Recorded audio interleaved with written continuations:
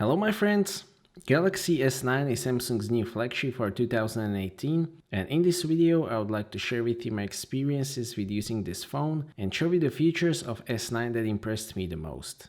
I have opted for the smaller version with 5.8-inch screen, which for me is the perfect size, and 64GB of storage because I prefer to store files on SD card. As you can see, this is the midnight black version. I really like the stealth look of this version, but the downside is that the fingerprints and dust are perfectly visible on the backside glass. I will be using it with case anyway, so that is not that big of a concern for me. Regarding the build quality, the aluminum used on the sides is actually upgraded to be even stronger than on the S8, and the glass is thicker as well. Just like the predecessors, it doesn't hold very well, it is slippery and thin. I definitely recommend getting a case and putting your S9 inside of the case as soon as you unbox it. The only reason why I took it out of the case was shooting of this video, and the result of that was very unpleasant and unintentional real-world drop test, as you can see right now. It seems like Samsung did a really good job here, because after falling on the rough concrete from exactly 1.2 meters or 4 feet, the damage is only aesthetical, the edges are scratched, but the display is intact. S9 is also IP68 water and dust resistant. The buttons feel very good with nice clicky action. Underneath the volume buttons on the left side there is also Bixby button. If you don't like that, you can disable it to prevent accidental pressing. After the unboxing, the first thing that caught my attention is definitely the screen. It is 5.8-inch Super AMOLED screen with resolution of 2960 by 1440 pixels, which translates to 570 pixels per inch. It is covered by Gorilla Glass 5 and it is HDR10 compliant. The screen is very similar to the screen on the S9, but the brightness is now 1130 nits, so it is roughly 11% brighter than the screen on the S8. Outdoors visibility is excellent, the colors are vibrant, blacks look great, the aspect ratio is 18:9, which I personally like, and overall the screen is really gorgeous, as expected from Samsung's flagship. What I actually didn't expect from the S9 is that it would sound so good. S9 is the first Samsung flagship phone to feature stereo speakers, one on the top and one on the bottom. And I was really pleasantly surprised when I heard those for the first time. There is no unpleasant distortion up to 70 or 80% volume. In my opinion, the speakers are perfectly usable for watching movies or YouTube videos without being frustrated by bad sound. S9 still has a headphone jack, and to remind us why it matters, Samsung has included headphones tuned by AKG. These were also included with some previous models, and I have to say that these sound really good. It is definitely a big upgrade over the average earbuds that are usually included.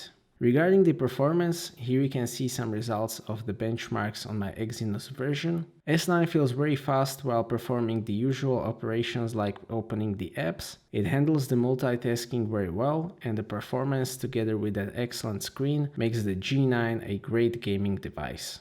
The Snapdragon version is a bit behind in this regard, but honestly these devices are so fast that I really don't think that you will be able to see the difference in the real world usage. Definitely worth mentioning is the new intelligent scanning feature, which combines iris scanner and face recognition to make the unlocking faster and more reliable. I heard some complaints about it, but personally I think that it works quite well. The unlocking is pretty fast and it works surprisingly well in low light. I was even able to use it in complete darkness, using only the light from the screen.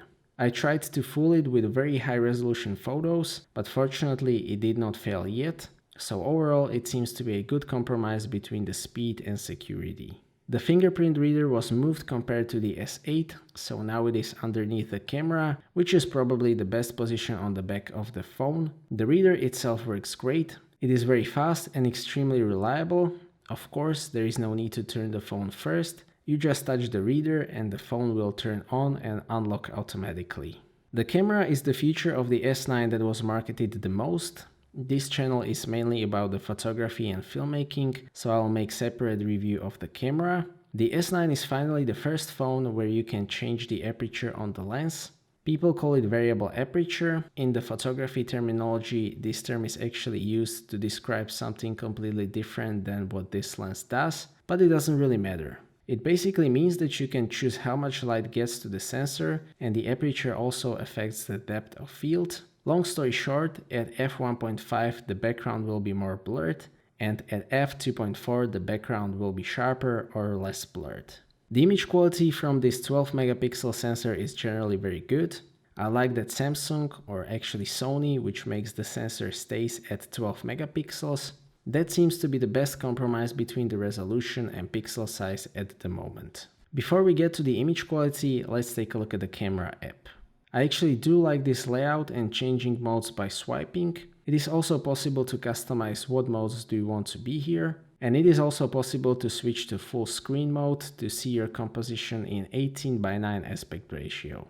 Pro mode contains most of the settings that you would find on modern DSLR or mirrorless cameras, like exposure settings, autofocus mode, metering mode, and here you can also manually set the aperture either to f1.5 or f2.4.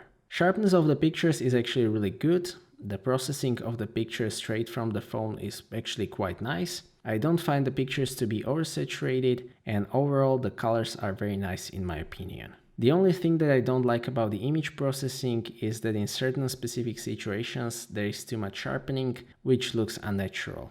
Thanks to that f1.5 aperture, the camera actually performs really well in low light. Here the processing unfortunately uses more noise reduction than necessary, which results in loss of detail. The HDR processing is also new, and it really does capture a lot of dynamic range, but sometimes I find it to be a bit too aggressive, which results in a bit unrealistic look. Very impressive are the RAW files that S9 can shoot in Pro mode and save in DNG. These are quite large 24 megapixel files, and they contain a lot of information for post-processing of the pictures. I will make a separate video about that because honestly I was surprised by the amount of shadows and highlights that can be recovered from these files, and here the S9 can actually compete with some serious cameras. Regarding the video, there is the 960 frames per second slow motion mode in 720p for 0.2 seconds. That is in my opinion more of a gimmick. It can make some impressive videos for the Instagram, but what is much more useful in my opinion is 60 frames per second in 4K and 240 frames per second 1080p video. Those are some serious frame rates, and these can only be matched by very few professional mirrorless cameras. The quality of 4K video is very nice, the codec seems to be pretty solid. The battery life is, I would say, average. It only has 3000 mAh battery. I can get through one day of my average usage with no problems, but I honestly hoped that the battery would be upgraded. Galaxy S9 runs on Android 8.0, which is one of the few things that this phone was criticized for. On the top of that there is Samsung Experience 9. It is not bad in my opinion, but honestly I still much prefer completely customizable Nova launcher. Of course there are things like AR emoji, which is really not my thing. Bixby Vision actually could be very useful, especially the translator. So overall, I think that Galaxy S9 is a great smartphone with amazing display, very good sound and excellent performance. As photography enthusiast, I definitely appreciate the camera with variable aperture. This camera has a lot of potential, and since this channel is about photography and filmmaking, I will make a couple of videos and tutorials about the camera. I was also impressed by the intelligent scanning and the speed of the fingerprint reader.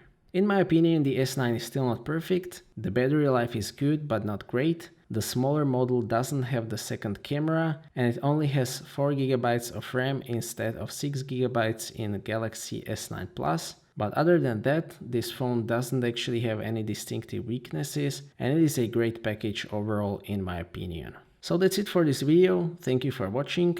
I hope that you liked my first ever smartphone review and that you have found it to be useful. Stay tuned for more videos and maybe consider subscribing if you don't want to miss my future content. I appreciate your feedback in form of thumbs up or thumbs down. If you would like to ask anything or share your opinion, please do so in the comment section, and see you next time.